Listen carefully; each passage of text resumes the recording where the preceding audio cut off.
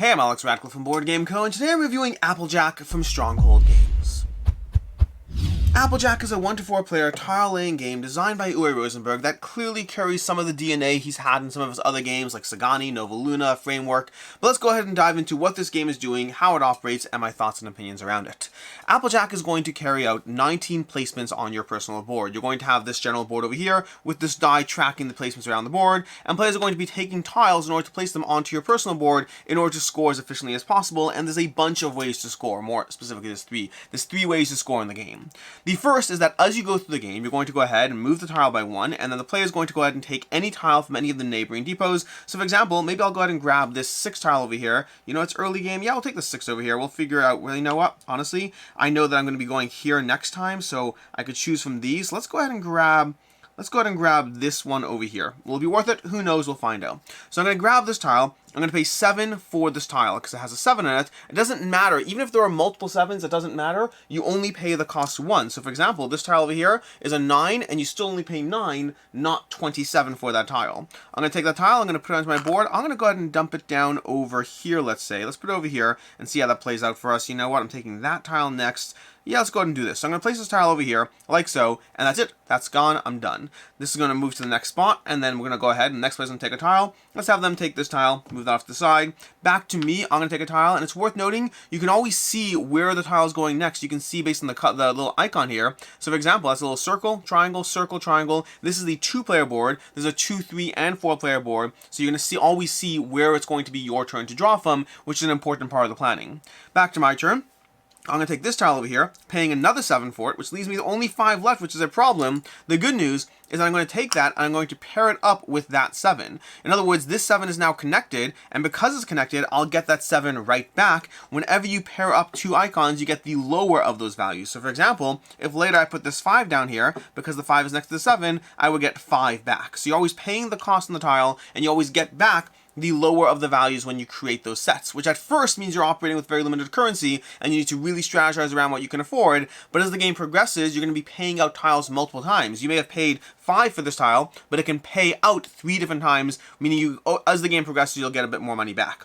Over here, we go here. This person takes a tile. We'll grab that one, putting it off to the side. Back to my turn over here. I can choose from one of those.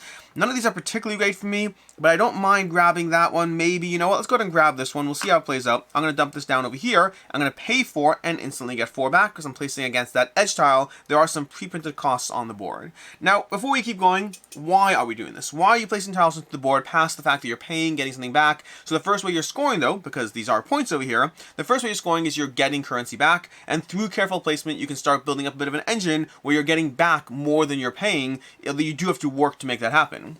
The second is you may have noticed that this die crossed these apples. Whenever a die crosses an apple, you carry out an apple scoring of that color. The problem is the way an apple scoring works is, let's pretend we were crossing this right now. We would cross that, we'd look for our brown apples, and we have 2 brown apples over here, and it's worth noting if a separate grouping would not score. In other words, over here we have a grouping of 2 and a grouping of 1, and they each score separately.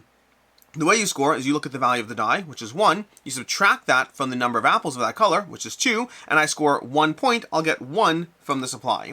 This one over here, on the other hand, is going to be 1 minus 1, which is 0, so I wouldn't score for that one at all. You're going to be trying to balance the apple scoring by creating these chaining groups of apples, because at first, that's only 1, it's not a lot, but as you keep moving around the board, each of the apple varieties is going to score, and so as you set up connected groups, look at that, I have 2 reds over here, and as I add more to it, that's going to grow further and further. So you're trying to set up groups of apples as this die moves around the board. Now the die eventually will move all the way around and cross this bridge, and when that happens, 2 things will happen. First is if you have any flowers in your tiles, let's pretend this apple over here is over here, for whatever reason. If we have this tile over here, right now, let's put that, there we go. Then over here, first of all, you're going to score 3 points for the flowers. So you're going to score for all your flowers, whether or not they're connected. It doesn't matter if they're connected or not, you're going to score for all your flowers. But then additionally, you're going to go ahead and rotate this die to the next level, so now it's a 2, and it's going to go around one more time where it becomes a 3 eventually, until it eventually ends up over here, which will trigger endgame with 19 placements on the board.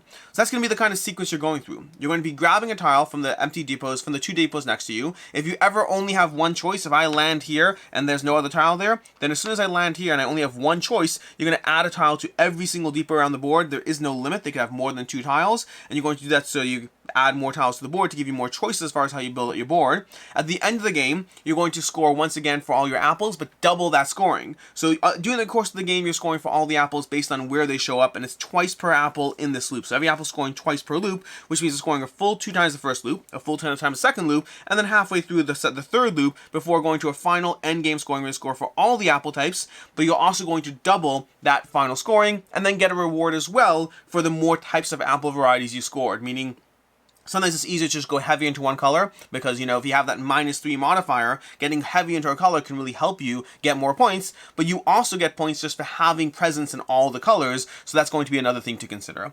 And that's basically how you play Applejack. Grab a tile, place it onto your board. If you ever can't afford a tile, you take it on its reverse side and simply get 2 nectar, 2 honey over here instead. So you always have that option, so you're never fully stuck, but that said, that's not the best option. That's gonna cost you in points. But that's how you play Applejack, which means it's time for the review, starting off with ease of play. Rulebook is very easy to get into. The understanding of the game, very easy to dive in. This is a fairly easy game to pick up. You're placing tiles into the board. You're scoring for connected chains of apples. Each connected chain scores differently. You're minusing the die, which is slowly escalating. Then you're getting final end game rewards. It's a simple tile placement game with a little bit of a scoring aspect that's going to hook you in. The game time is roughly, I'd say, around half an hour per game. Could be a little less, a little more, but I'd say around half hour per play. As far as what I like, don't like, and can see others not liking, starting off with what I like, which is satisfying to get tiles that pay out nicely. But specifically, and that's both ways, but specifically in terms of the apples, so as you get tiles that have a bunch of apples and create connected chains of apples that are going to progressively get more and more points as you build them out, but also grabbing a tile like this that costs you 9, but can pay out 3 times if you set yourself up correctly, it's very satisfying to get that because it takes work, and the board's small, so you won't get this often as you think you do, but you will have opportunities to be able to get a nice, solid payout on tiles if you plan and strategize around it. And speaking of planning and strategizing, the fact that you can predict where you're going to go in the game, you can sit there and say, well, I'm triangle, so I'm going to go ahead, my next placement is going to be over here, so I know that whatever I grab over here, I know that I have the ability to grab one of these tiles, gives you the ability to plan with some degree of choice and agency. Not perfect choice and agency, because you always have to be mindful that the depot before you, someone else might take one of those 2, but I'm guaranteed that this tile is available for me, and at least one of these 2 is available to me, possibly both, and so you have that ability to try to put things down your board while planning around the board and what will be available to you 2, 3, 4 turns into the future with some degree of reliability. So trying to think through how it's all going to come together is an important aspect of the game. And just having apples sprawled everywhere across your board as you get increasingly higher payoffs if you tactically plan around it. And again, keep in mind, every apple decreases by 1 as the board rotates, so you are getting decreased returns if you're not careful, but if you build it out well, you're going to get constant payouts of apples as you play through the game.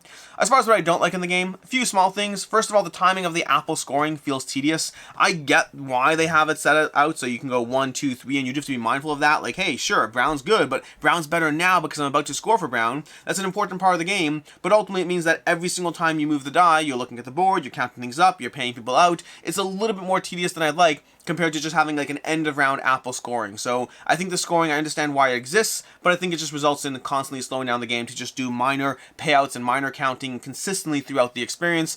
This game is actually available on BGA as well, and having played it both in person and on BGA, I can tell you that the BGA experience is more streamlined because of that, because you just skip all that unnecessary legwork. This game is a 30-minute game in person, and on Board Game Arena, it's like a 10-minute game at best. So that's a big part of slowing down the experience once players know the game, and it just, again, I understand why it's there. I don't love the way it's set up. I'll say that the escalation of the die makes some things feel less rewarding than you'd like. Sure, you start getting these bigger groups of apples, but then that's diminished as the game progresses because the die is escalating. And again, I understand why it's there for balance, because otherwise certain aspects of the game would be too strong or not or whatever, but nonetheless, it just makes it a drop less satisfying.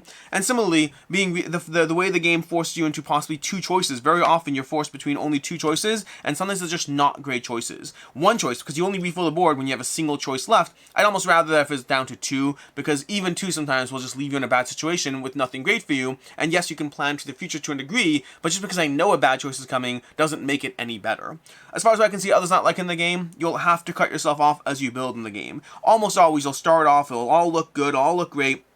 The future is rosy, the ability to do whatever you want is present, but as you build out, you'll start finding yourself cut off in different areas. Sure, your yellow group is over here, but suddenly you have to place a yellow tile over here, which is going to be a complete waste and not help or score at all. You may have placed that 999 over here, but the problem is you placed it in a way that you're only actually getting one side return, because you're getting that side, this side's off to the side, and these ones just aren't going to pay out. There are going to be frustrating moments where things don't. This is not a game that lets you do whatever you want. It's a game that makes you feel you can do whatever you want, but as you place things, it's going to become less and less efficient as you go.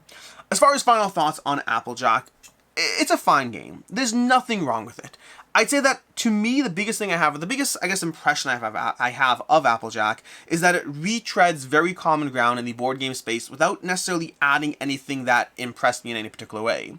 Make no mistake, I've enjoyed playing this game, I've had fun with it, I just don't think I'd miss it if I never played it again. It falls into, it does a lot of things that other games have done well, and particularly I think Framework is my favorite of this series of games, of interlinking different aspects, and it does pull different aspects from his own games into the system, but it does so with a bit of a tedious scoring mechanism that is both fun to play while also not impressing me at the same time. It's hard to really, I guess, I've enjoyed it.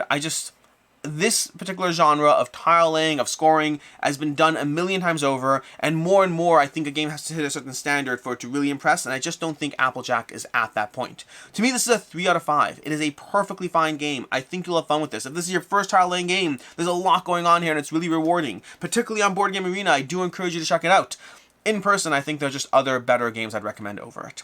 As far as other game recommendations, first of all, I'm going to say Framework. Framework is very much feeding into that same aspect. We will have looping connections that all feed off each other. Again, from Uwe Rosenberg as well, and I think that's the best of his games in that series. This one feels a bit like a 0.5 in that series. It's not exactly the same, but it has elements of it. And then if you're looking for a very satisfying, very richly rewarding tile laying experience, I recommend Azul Queen's Garden. Has a lot of thinkiness going on as you try to place tiles down into your own little garden. It's one of a whole series of Azul games, but if you're looking for that tile laying aspect, I think Azul Queen's Garden captures it the best. In any case, and until next time, I'm Alex Radcliffe from Board Game Co. I hope you enjoyed this video, and as always, I hope you have a good one.